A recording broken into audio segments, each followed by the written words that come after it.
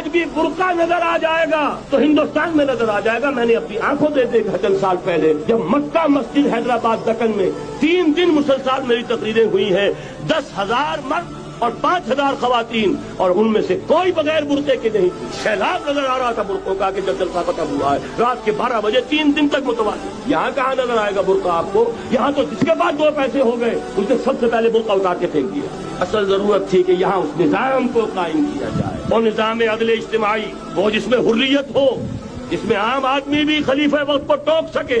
ये कुर्ता कैसे बन गया? एक खातून भी खड़ी होकर दामन पकड़ ले, उमर तुम्हें क्या हक है कि हमारे महल के ऊपर पाबंदी लगा रहे हो, जबकि अल्लाह ने नहीं लगाई। अल्लाह कुरान में तिनकारा का लफ्ज इस्तेमाल कर रहा है। ढेरों सोना दे दे कोई शख्स अपनी बीवी को महल के अंदर, तलाक देते वक्त उसमें से कुछ नहीं ले सकता। आप कौन होते हमारे हक के ऊपर पाबंदी लगाने वाले? और उमर ने कहा आज एक बुढ़िया ने वो अब उमर को दीन सिखाया, ऑर्डिनेंस वापस।